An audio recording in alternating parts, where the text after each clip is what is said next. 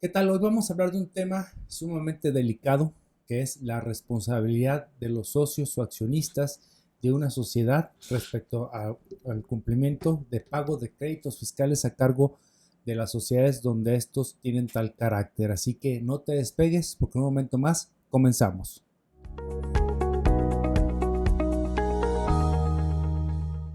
¿Qué tal? De nueva cuenta tu servidor Adrián Paredes, presidente de la revista Consejero Empresarial y del Centro de Estudios del Derecho de la empresa SEDE.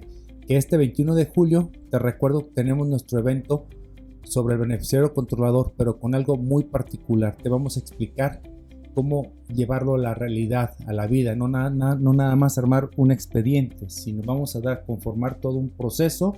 Vamos a llevar a cabo manuales, les daremos cuáles son las consideraciones y recomendaciones de nuestra parte, y además los apéndices que se podrán entregar a todo el personal administrativo para, en caso de que no se encuentre representante legal y se entienda con cualquiera de ellos en la verificación del cumplimiento de esta obligación, pues sepan cómo actuar y cómo mostrar el manual y sobre todo el expediente. Así que si requieres información, búscanos en www.sedeonline, con C de casa, sedeonline.mx, o bien en nuestro correo oficinagdl@consejeroempresarial.mx.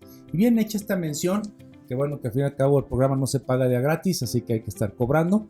Y bueno, pues qué les puedo decir, que vamos a comenzar. Primeramente vamos a hacer un pequeño repaso de la responsabilidad solidaria, cómo opera y cuál es ese procedimiento. Si yo me voy primeramente a observar el origen de la calidad de socio accionista, el artículo 13 de la Ley General de Sociedades Mercantiles me establece que si yo adquiero acciones de una sociedad, y perdón, hago un paréntesis, voy a referirme únicamente a SA para hacer más fluido esto y poder explicarlo de una manera más clara a mi particular punto de vista, pero aquí me regreso. Entonces el artículo 13 me dice, ¿vas a comprar acciones? Bien, si la empresa al comprar tú las acciones tenía obligaciones, te adhieres a ellas, es decir, la vaca con todo y becerro. Eso es lo que establece el artículo 13, a diferencia de la Ley General de Sociedades Mercantiles. Es decir, las obligaciones asumidas por la sociedad, independientemente del momento que tú entres, tú te sujetas a esas obligaciones. Sin embargo, el artículo 26 del Código Fiscal de la Federación hace una separación temporal que te dice que vas a ser responsable de las contribuciones adeudadas y no cubiertas por la persona moral y que no alcancen los bienes para lo mismo, para cubrirlo o garantizarlo, tú serás responsable. Es decir, que si entras como accionista hoy, pero trae adeudos de hace 2 años, tú no estabas como accionista, tú no vas a ser responsable solidario de aquellas.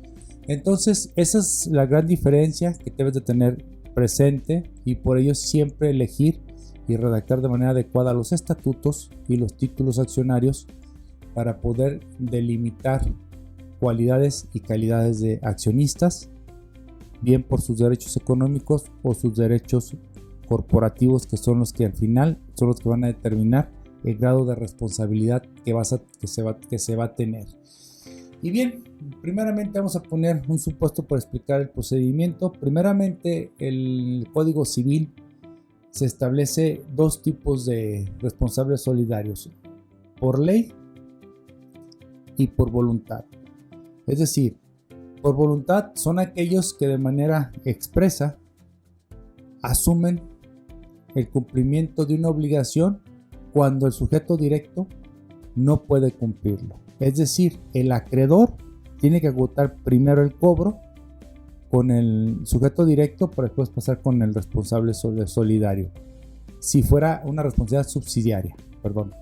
Pero en este caso la solidaria es, el acreedor podrá ir con cualquiera de los dos. Por otro lado, tenemos al responsable solidario por ley. Es cuando el legislador busca un sujeto, y no cualquier sujeto, sino tiene que poner un sujeto ideal o idóneo. Es decir, no puedo señalar como responsable solidario a alguien ajeno a la entidad, salvo que exista un vínculo jurídico y una posibilidad material o económica para poder tener la posibilidad de dar cumplimiento a la obligación fiscal.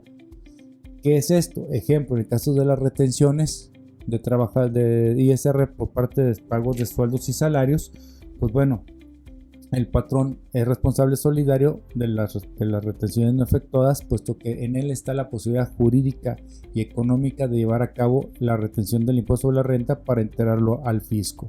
Entonces existe ese vínculo contractual. Por otro lado, tenemos vínculos contractuales del índole societario, como es los administradores. Ellos tienen toda la capacidad de representación de acuerdo al artículo 10 de la Ley General de Sociedades Mercantiles, y pues tienen la capacidad jurídica y económica de cumplir con las obligaciones fiscales. Y así tienes que encontrar ese tipo de sujetos. Cualquier sujeto que esté en el artículo 26 del Código Fiscal de la Federación, que por predilección la mayoría, de las 18 fracciones, 17 son de ley y hay solamente una de responsabilidad solidaria expresa, el legislador siempre busca esa relación jurídica que permita llevar a cabo la vinculación, y sobre todo para que sepas que tú como accionista siempre tengas presente en las asambleas generales el grado de responsabilidad que tienes en el cumplimiento de las obligaciones fiscales.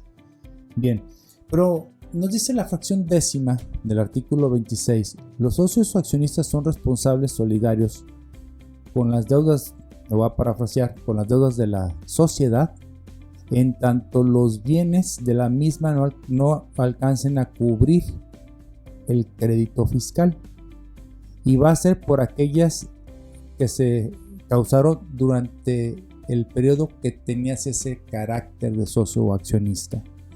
Entonces, quiere decir que hay dos elementos aquí importantes: a partir de cuándo eres responsable de las contribuciones desde que eres socio o accionista, hasta que a partir de qué monto eres responsable, a partir de la que los bienes de la entidad no son suficientes para pagar o garantizar el adeudo. Es decir, debe 10 millones la entidad, tiene 8 millones de bienes, a los 2 millones restantes tendrán que cubrirlos por responsabilidad solidaria o vía responsabilidad solidaria los socios o accionistas. Pero no es de manera directa. Es algo que hay que dejar en claro. El artículo 26 del Código Fiscal de la Federación nos habla de responsables solidarios. No todos los supuestos de sus fracciones son responsables solidarios. Principalmente son subsidiarios. Es decir, primero la autoridad tiene que agotar el cobro con el sujeto directo, es decir, con la sociedad, en este caso, con la SA. Y una vez que ésta se vea superada al llevar a cabo un procedimiento administrativo de ejecución, darse cuenta que no tiene bienes después de una vasta investigación, podrá ir con los responsables solidarios, pero no de manera también automática. Es la primera barrera que tiene que sortear la autoridad, que no tenga bienes, para poder determinar la base sobre la cual voy sobre los accionistas. Pero también tiene que haber circunstancias particulares que hagan o finquen esta responsabilidad, y para ello, bueno, aquí voy a estar dándole lectura a estos incisos. La primera, pues no es difícil de cumplir, es que la sociedad no solicite su inscripción al Registro Federal de Contribuyentes. Creo que está por demás que por naturaleza tendremos que hacerlo de manera automática. Efectivamente existen algunas que no se inscriben. Bueno, pues pueden caer en este supuesto, y si llegan a adquirir algún bien inmueble y luego venderlo, no lo reportan al Servicio de Administración Tributaria. Lo detecta, no se pagan las contribuciones, pues bueno, pues serán responsables de todos los adeudados de esa operación los accionistas. El inciso B: cambia de domicilio sin presentar los servicios correspondientes. Queda más que claro que esto podría, y por muchos años se utilizó como una, decimos en el argot, una guisachada, es decir, una maniobra, una estrategia de ocultarse y decir pues que el tiempo cure este tema, ¿no? Pero bueno, esta fracción en particular, este inciso en particular, te dice no nada más que no presentes el aviso, sino también te dice que haya dos actos administrativos. Bien, después de que se haya notificado el crédito fiscal a la persona moral, en ese momento te desaparece sin presentar cambio de aviso, es causal. O bien que se haya notificado o entregado, en este caso no es notificado, se haya entregado una orden de visita o cualquier facultad de comprobación. Entonces son dos elementos que, bueno, lo que busca el fisco es disuadir este tipo de prácticas o facilitar el trabajo. Ok, desapareció la sociedad, de su papelito desapareció, pero hay gente que respira y llora, que son los accionistas, y eso sí los puedo encontrar. Además, entonces, si la sociedad se coloca en esta situación, después de notificar el crédito o el ejercicio de facultades de comprobación, a partir de ese momento cambia su domicilio, cae en el supuesto y vuelve sobre los accionistas. Luego tenemos no llevar la contabilidad, la oculta o la destruya en el inciso C, y se refiere a toda. Si le faltó un 10%, se destruyó un 10% o cual sea, con eso basta y sobra para que quede fuera. Tiene que ser total. Aquí, si el legislador no distingue, no es válido distinguir. El inciso D pues nos habla de una desocupación, ¿sí?, del domicilio fiscal. Nos dice: desocupe el local donde tenga su domicilio fiscal sin presentar el aviso de cambio que establezca el reglamento de este código.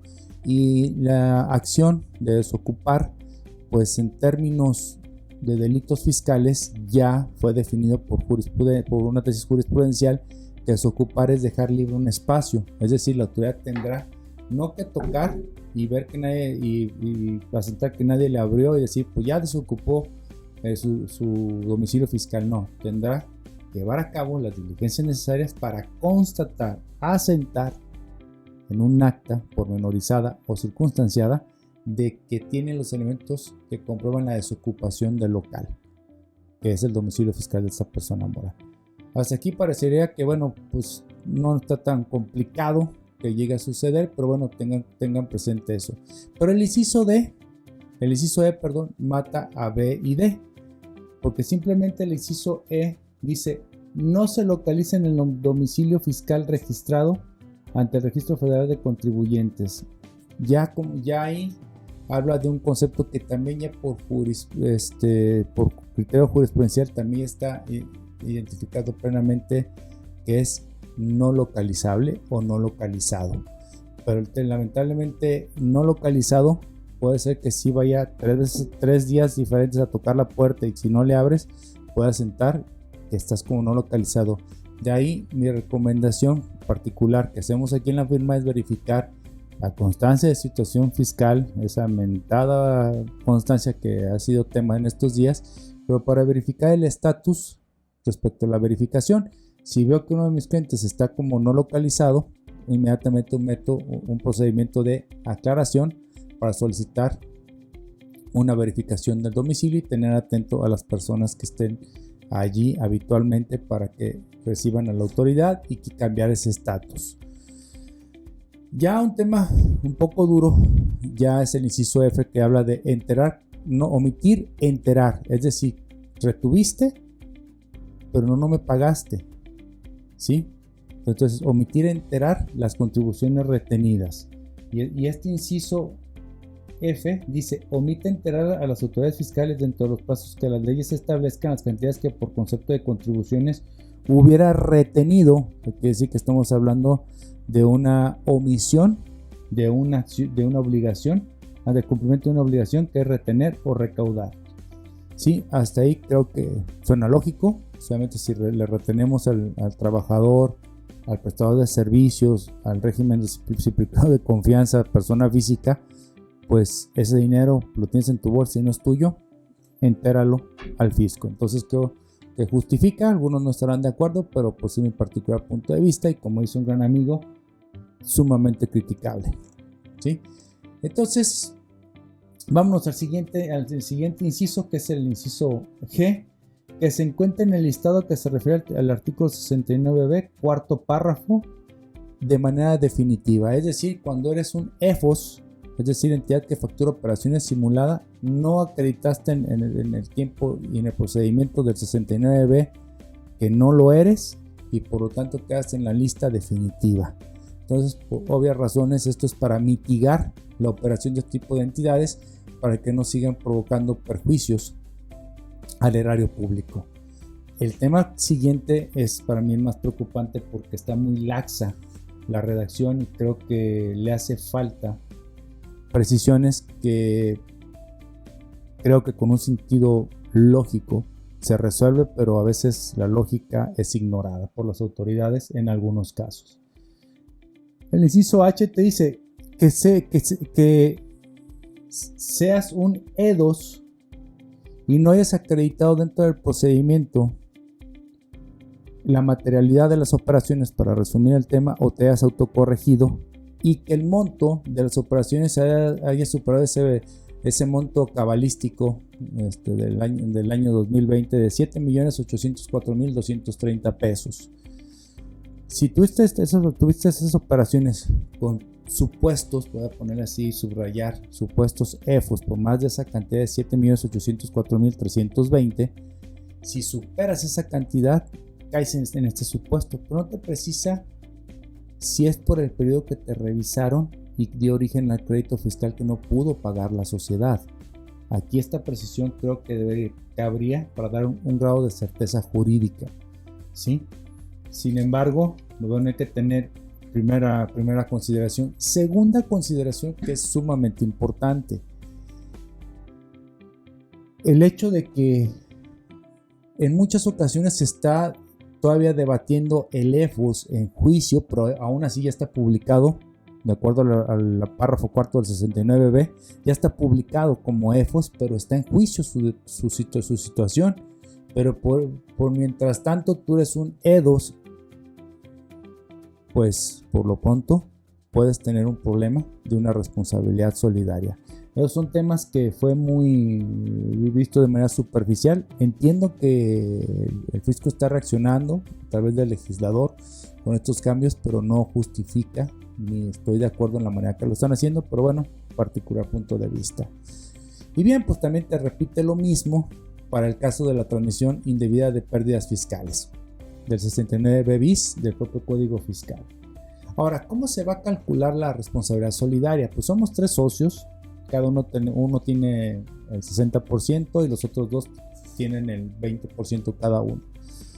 Bueno, primeramente había la duda, hasta antes de que se reformara este punto, que se hablaba de que los socios accionistas respondían hasta el monto de su participación en el capital de la empresa. Y dices, bueno, pues ¿a qué se refiere el alcance de esto? Por ahí de 2003 o 2007 había una tesis que se decía que era porcentual, pero una tesis aislada. Que si yo me iba al origen, a la génesis, a la Ley General de Sociedades Mercantiles, veía que las sociedades anónimas, los socios responden hasta el monto de sus aportaciones. Entonces mi participación son de 50,000 pesos, pues respondo hasta los 50,000. No. Esa tesis aislada fue la que prevaleció y es lo que tenemos hoy en redacción en el artículo 26. Vas a responder de acuerdo a tu porcentaje. Mi caso, tengo el 60%, ok, yo respondo de ese ejemplo que traigo que la empresa debe 10 millones, solamente puede cubrir 8 con los bienes, quedan 2 millones, nos emite una resolución vía responsabilidad solidaria a los accionistas, donde nos dan todo el antecedente y dicen, Adrián, tú debes de los 2 millones el 60%, estamos hablando de 1.200.000 pesos, eso es lo que te corresponde pagar. Y ya obviamente los otros 400 y 400 restantes corresponderán a mis otros socios.